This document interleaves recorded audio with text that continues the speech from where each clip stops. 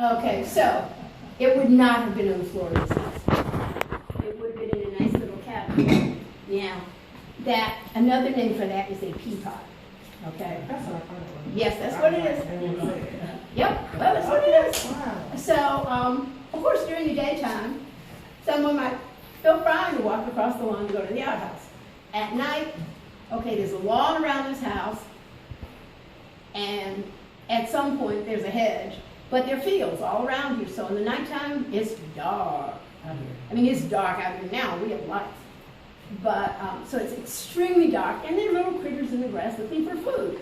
So, would you like to walk across the lawn and have to go to the bathroom? Doesn't sound good, does it? Plus, you're walking across the grass, okay, there might be frogs in there might be snakes in there, I don't go out there. And someone's got to go with you and hold a lantern so you can see. And then when you get to the outhouse, there might be somebody in there, like a snake or a raccoon. So, so you would rather use the pot, especially if you were sick. If you don't feel good, you're not going to want to walk across the outside anyway.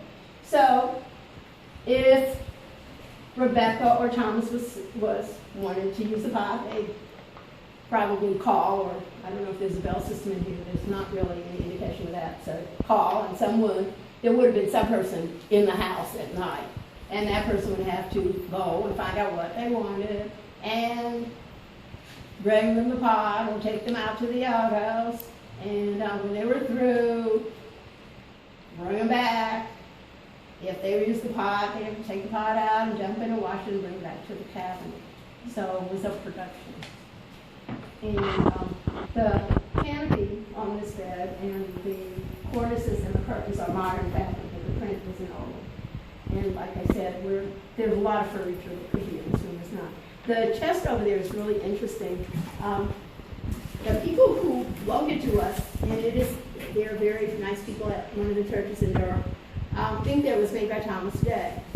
And Thomas Day was an incredible craftsman. He was one of the giants of the early furniture industry. He was a free man of color, and he was really considered the top of his field. I mean, all the rich folks were buying the stuff that he was making.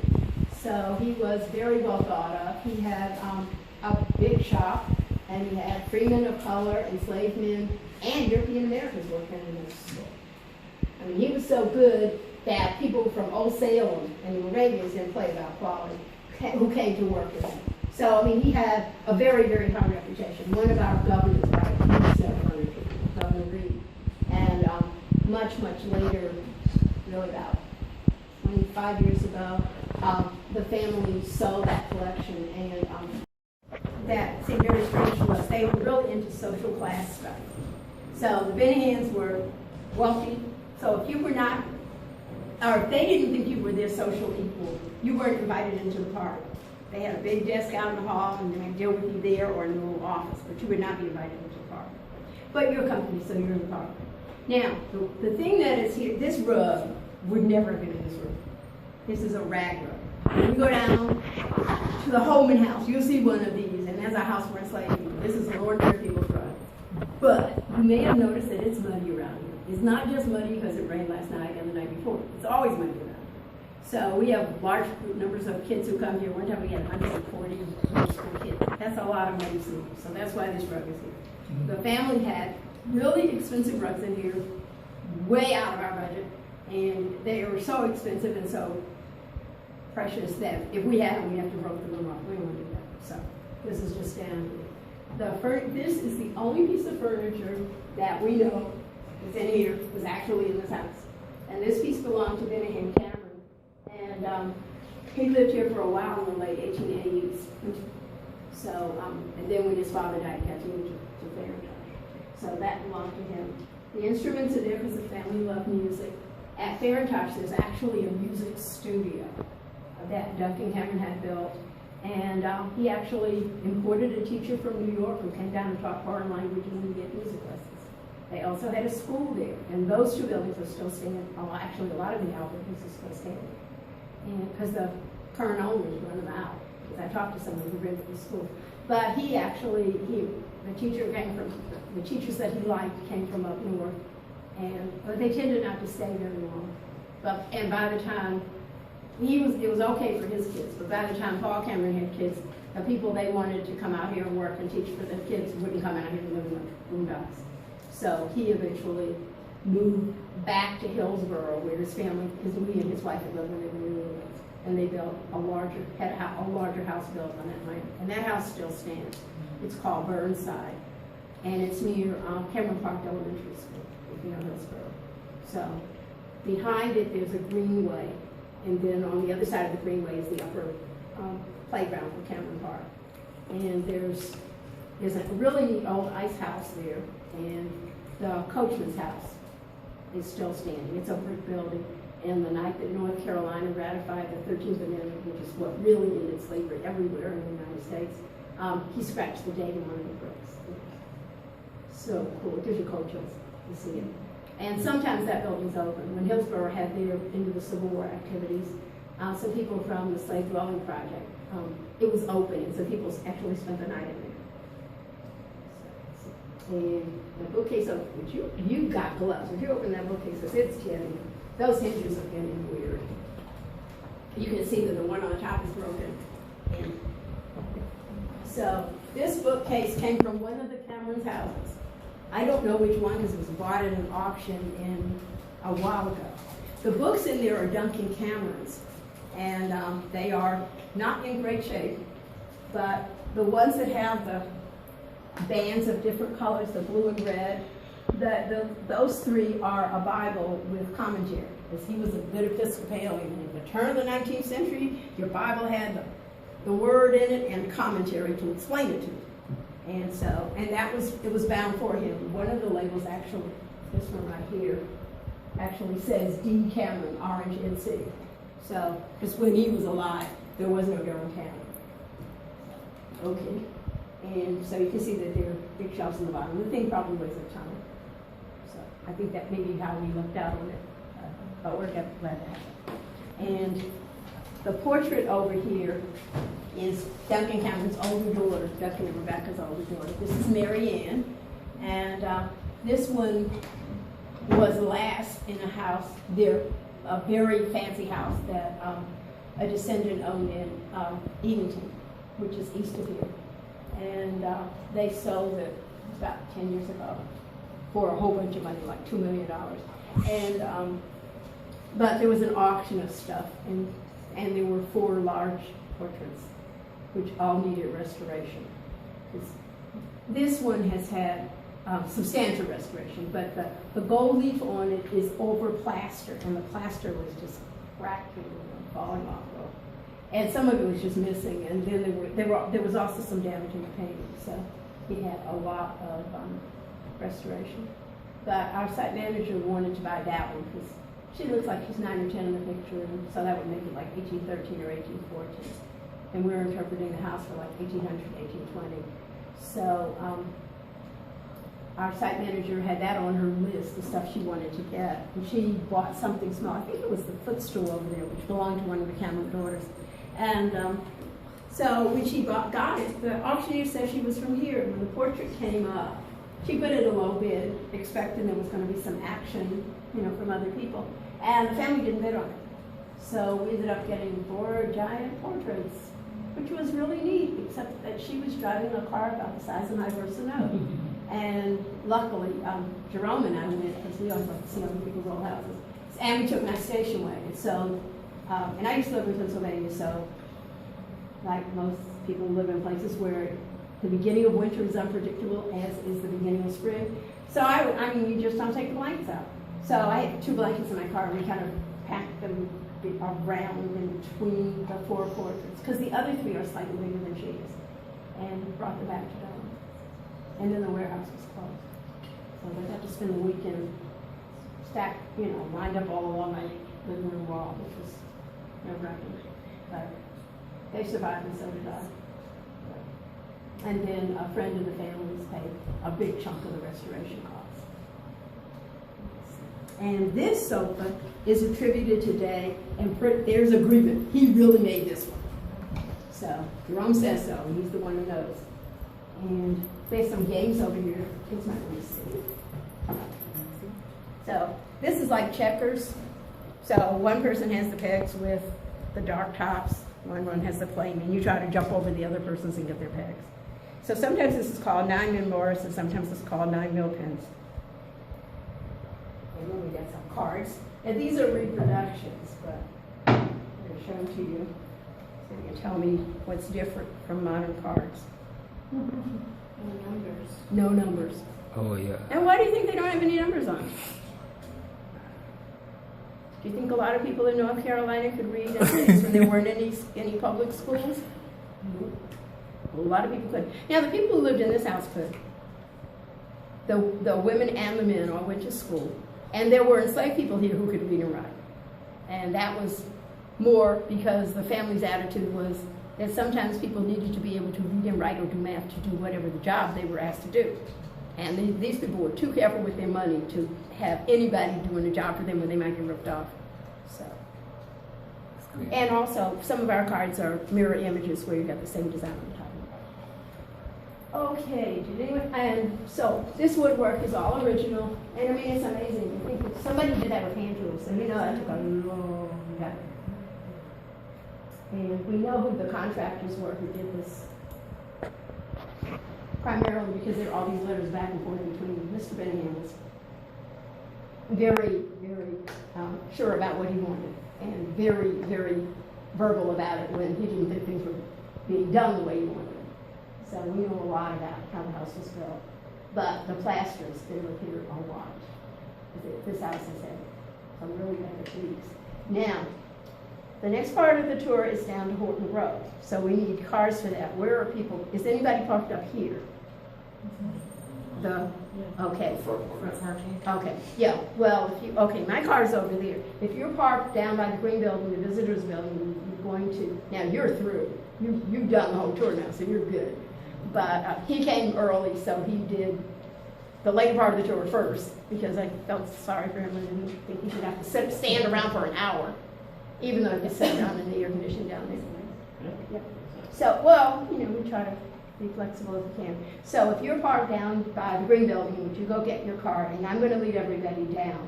We're going to go out the driveway and turn right, and we're going to go all the way down to the bottom of the hill, where the road is going to go right and we're going to go left. But it's a little tricky because there's the road up above us, the road will turn left sharply, and so there's about maybe 300 feet between the two hairpin turns. So you really have to kind of pull out into the intersection so that you can see if someone's coming before they hit you.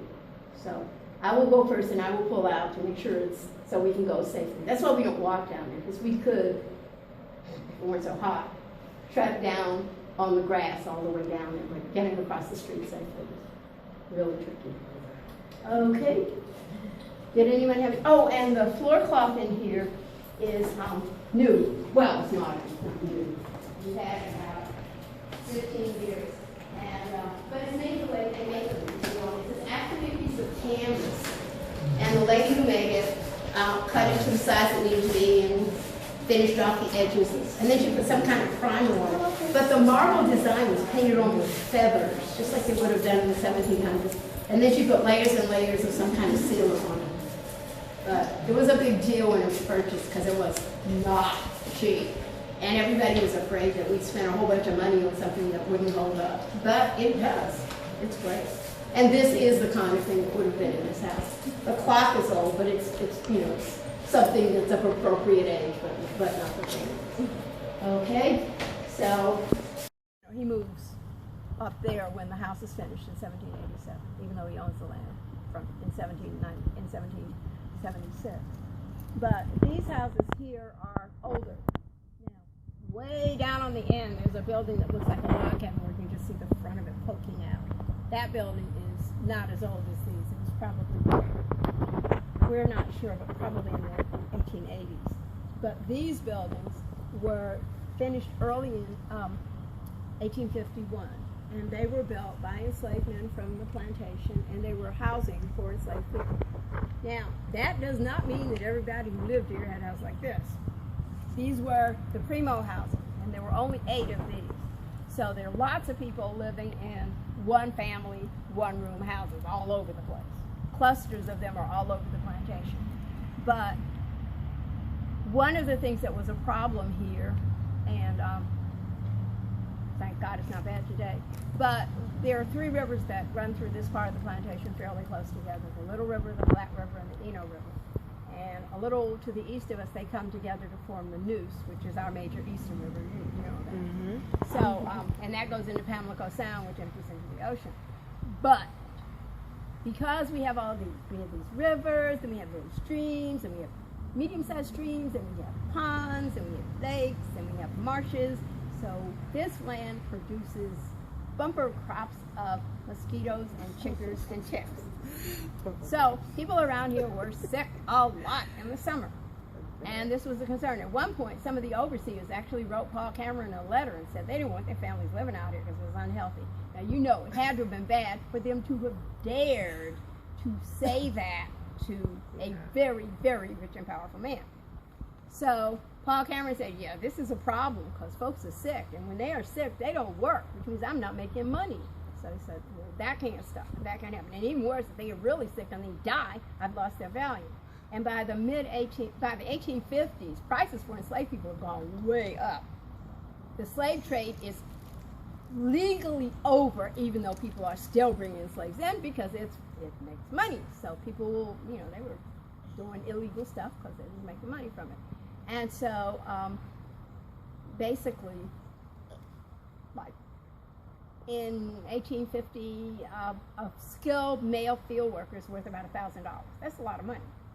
And you get into the skilled craftsmen, the carpenters, the blacksmiths, and those guys, they're worth even more. So he doesn't want these people dying because that's a part of his wealth.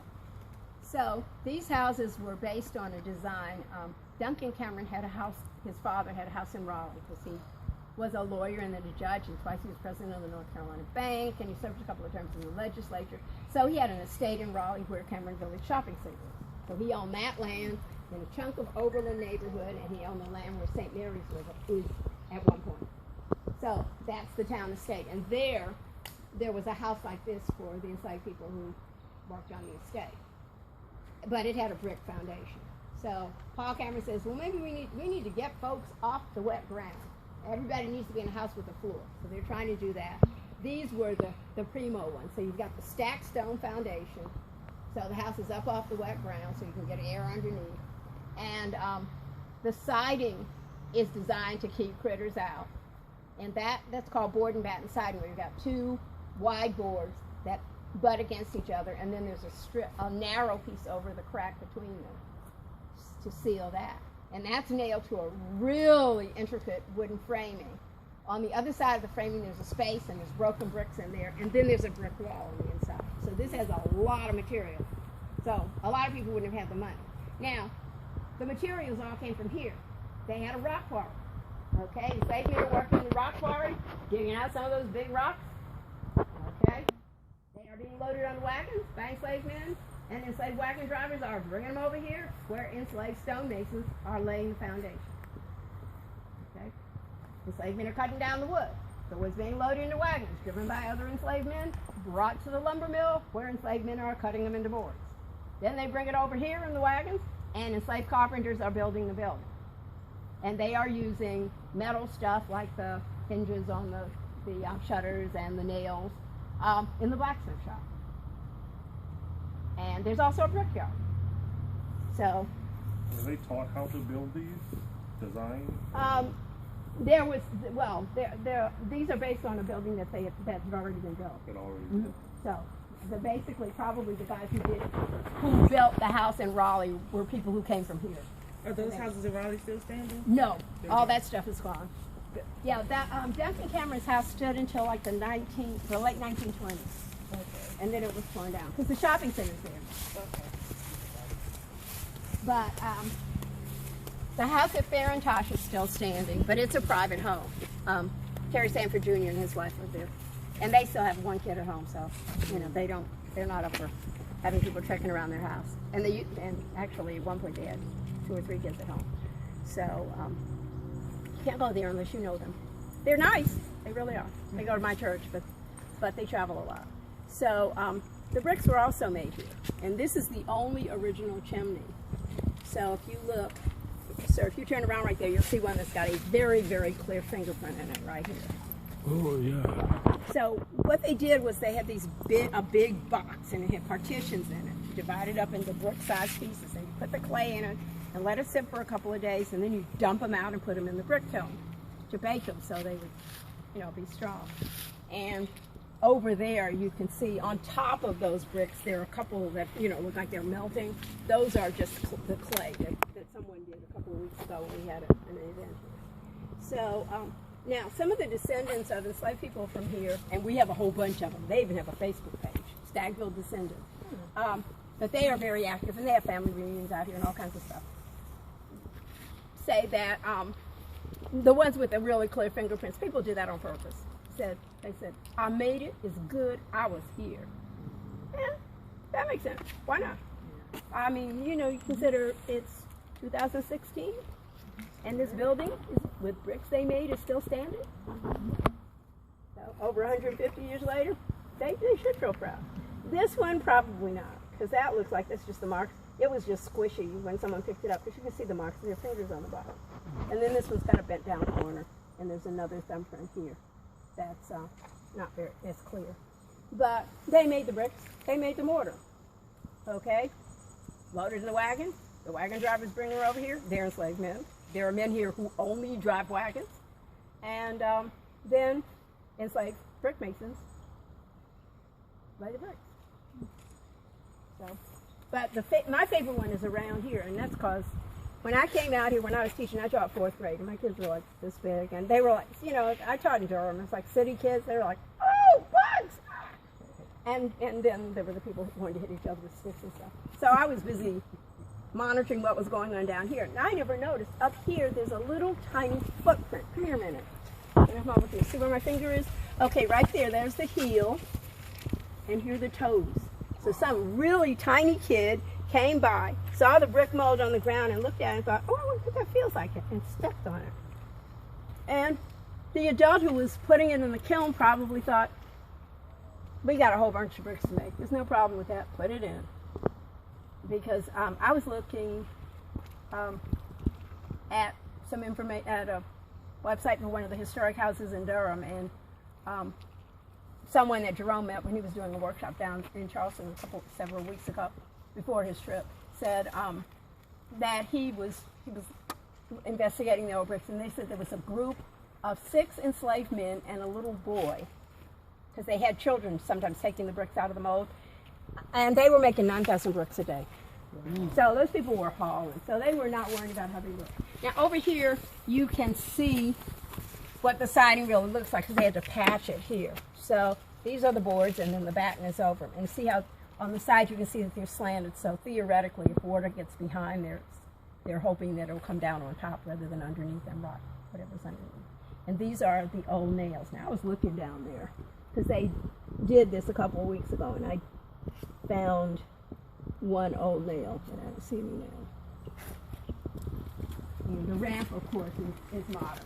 We have that, so we have accessibility for people who have motorcycles. And this building on the other side is not as old. It looks the same on the outside, but it was built later. And okay, I'm going to have to go in and open the shutter because it's very dark in here. Now, there's nobody in here. I've been in and out all day. And there's a step down about this much. So I'm going to go open the shutter and then come in, but just watch out so you don't trip. Okay, now you can see it come in. And I'm going to open the front door too. A little more light in here. So you can see the inside brick, and there's a little bit of whitewash and plaster on top of it. So it would look like that. And now the door we came in was originally a window. The only way into this building originally was that front door. But there was a door here, and that door's been missing forever. And the door that was in the doorway of the room across the hall, we're going to go in a minute, is at the end of the stairs, because the hinges started to fail. So this is a space for a family. 5 to 7 people live in this room. So there are 4 rooms like this in this building, and each room has a hearth. So the room above this originally looked like this room, and the room over there are 2 rooms that are the same too. Now the dark timbers are original, and the light colored stuff is replacements. Yeah, they're not the same, because the guys who did the dark ones were carpenters. The guys who did the light colored stuff were historic preservation graduate students, and they learn how to use the tools. So of course they don't, their stuff doesn't look as good. That fireplace is a replacement, and that's why it's used. That's why it smells smoky. But you'll notice that it's not very hot in this room. It's because of all the insulation. I was really surprised. Yeah. So if the brick were on the outside, it would be a lot hotter in here. Somebody said, why didn't you put the brick on the outside? I said, because it would get hotter faster in the summer. But believe it or not, the chimney is very efficient. It's called a Rumker chimney, and believe it, it draws really well. I mean, because this is a replacement chimney, the fire marshal says, yes, it's fine. We can have a fire in here, and we do. And when there's a fire in there, this room has almost no smoke in it, and it is warm. The whole downstairs is warm from this fireplace. So, and what we learned, if you see the video, it says that people didn't cook in these houses. Well, that's what we thought when that was happening. But it turned out, obviously this is very shallow. So you put burning logs in here, there's no way you're getting a big cast iron pot in there. But what we learned is that when they got ready to cook, they actually pulled burning logs. See how wide the hearth is, and it's all brick. They actually cooked on the hearth. And then on Sundays, when most people had the day off, people could cook together. And so out there where there are fire pits, that would have been swept down to bare grass, and there would have been more fire pits, and people would have hung out together and cooked together and socialized. And out back, there were garden plots, so people are growing, peas and beans and squash and gourds and whatever. And there were lots of vegetables grown on the plantation. They didn't sell them. I mean, people here were eating them. And there was also an orchard kind of back behind the hard house. So people here had the salt pork and molasses and cornmeal that they were given as rations. They had the stuff from their gardens. And of course, because with all the ponds and stuff, people are fishing and trapping. So people here are eating okay.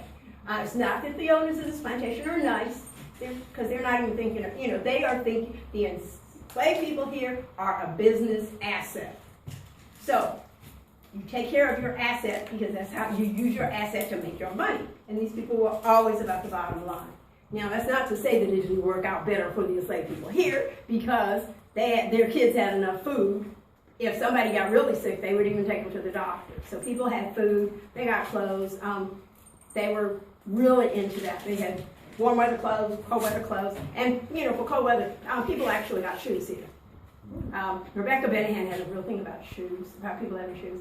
There's a really funny letter. Paul went to visit her, and she's practically on her deathbed. And he walks in, and she says, do the people have their shoes? The people have to have their shoes. And he's griping to us. He says, I can't believe she said that. They got their shoes, however. But there was a cobbler here. But there's no way one person could have made shoes for hundreds of people at a time. So people would come in, and they would just make shoes, like a marathon shoe building thing for a couple of weeks. But there was the cobbler, there were coopers who made barrels, there was a stiller, because these people are Episcopalians and they drank. Other early settlers in North Carolina were Baptists and Methodists, and they didn't, but the Episcopalians drank. And I say that because I'm one, and what people say about us, because that continues to be true. And they played cards, which is why there were cards here. But, so they had the stiller, the wagon drivers, the carpenters, the guys who worked in the lumber mill, the guys who worked in the grain mills, the people who worked in the store, the blacksmith shop, the quarry. So there's lots of stuff that people are doing. What meat did they eat? What meat? A lot of these white people were basically eating pork. So they had lots of animals here. Yeah. They had sheep, goats, cows, and lots of pigs. Lots of pigs. I would assume maybe that. So, and lots of chickens and geese and ducks too. Chickens. So there's lots of stuff going on. So one of the things that was different here is that on some plantations, especially the ones that were struggling financially, if people got too old to work, they just put them out by the side of the road. Tough luck. We can't feed you. You can't do anything for us.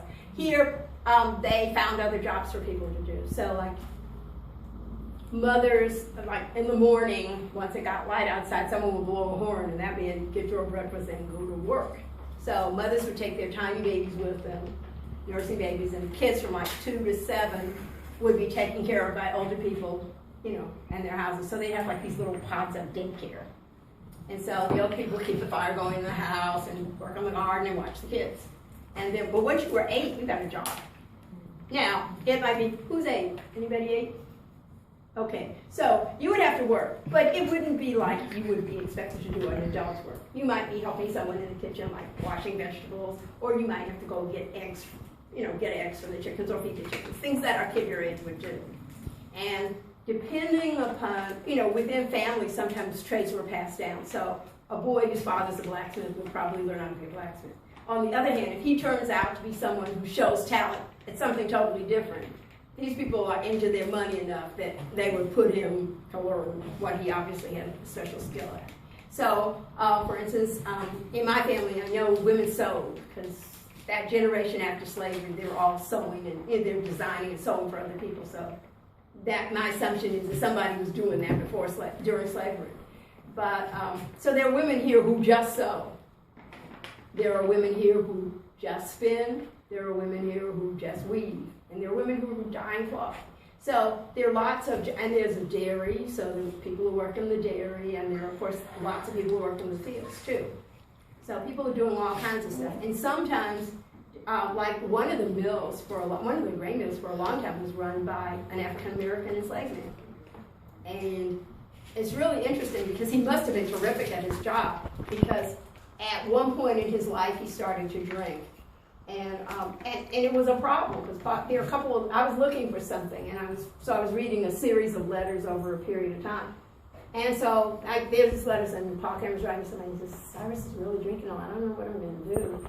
And then there's one, he goes to the mill, and Cyrus is so drunk he doesn't recognize it. And you would think that would be a problem. But in the next letter, Cyrus is still there, so he must have been a heck of a miller. But, and he was the miller at that mill for a long, long time. Now, when Duncan Cameron died, that mill, and put that up, they put in the glass windows and the porch and windows on the back, and put in wood stoves. But it's interesting, if you go in that house, it's probably 15 degrees hotter than it is in the mill. We're gonna have to hit the road. Are you on the website or anything? How can we find you? I have something. Bring your other person. Yeah. Yeah. Are you a business card or anything?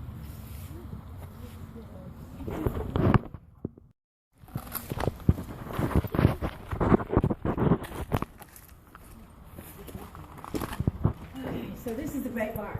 Now you see why I said you had to see it. Okay, now this building was built by enslaved men. Okay, there was a much, much smaller one at Paul Cameron's house in Hillsborough that still stands, but it's now somebody's house. And so basically he sat down with me and said, okay, I want a big one. So it's 132 feet long, 33 feet wide, and way more than 30 feet tall at the center. But when it was built, there were stalls for mules on both sides here and on the far left side. So they could stable more than 70 mules in them. And then there were 2 storage levels. So you can see where the first one is for that floor. And if you look up, there are some floors left of the floor for the 3rd level. When the wooden roof in here failed, a lot of the 3rd floor just rotted out. But they built this thing in 1860, started in March and finished at harvest time, so about 6 inches. This guy's serious business. Yeah. Now this wasn't the only barn. They had lots and lots of barns, but this was the big show mule barn. Yeah.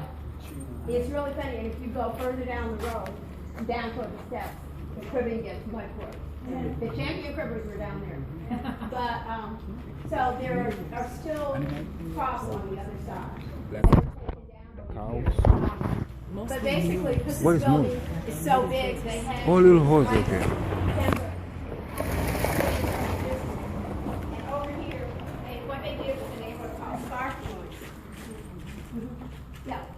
Yeah, you can see it from here. So you can see how these, the top one is notched into the bottom one, and then there's a shim to control movement, and then there's one peg And here. One peg is all done? Yeah. Now this one up here has two. You can see the Yeah, I pegs see coming it. down. Oh, yeah. And the front of the top peg is the top board is about 4 inches in front of that first peg. You Yeah. can barely, I there's a see little it. bit of the I edge see sticking it, out. Okay, the other end of that.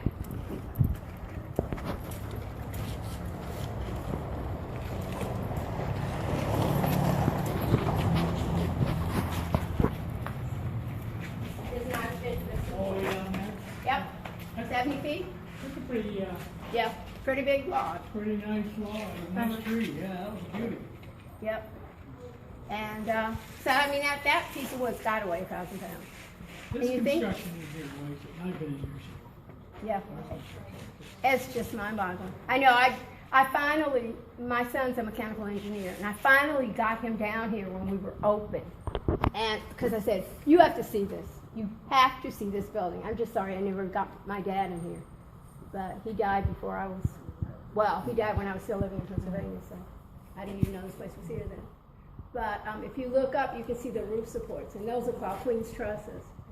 And those things are up in the wooden pegs. Now, right now, this building has a metal roof. That's why you can see metal up there. Originally, it had cypher shingles. And Paul Cameron said they cost $6 a thousand. But I mean, he was always complaining about how much stuff costs. But, you know, through the history of the plantation, if you're reading the records, some man is always complaining about how much something costs. On the other hand, that's why this plantation was never in trouble, because they were watching every penny. You really, Oh, absolutely. Yeah. And I mean, after the Civil War, he's going around giving lectures on scientific farming. So I think they have some of his papers actually at State. But the bulk of them are at UNC Chapel Hill and Wilson Library. But you can see some of the same, you know, it's got the board and batten siding and the stacked stone. And the interesting thing about this is it's kind of jagged out here where the mews are, but you look inside where the first people are going to be walking and it's very smooth. So what we think is that the lumber mill could do those big flat boards, but not these giant supports. And that's why you see they're shaped by hand. Yeah. And the tools over here, during the Depression, the government paid writers to go out and interview different groups of Americans. And they interviewed a lot of people who've been enslaved.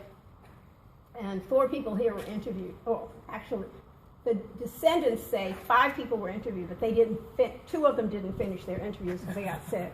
But 3 finished them. So there are 3 interviews that are published. And they're on the Library of Congress has a section called American Memory. And if you go through, they're organized by state because there are thousands of them.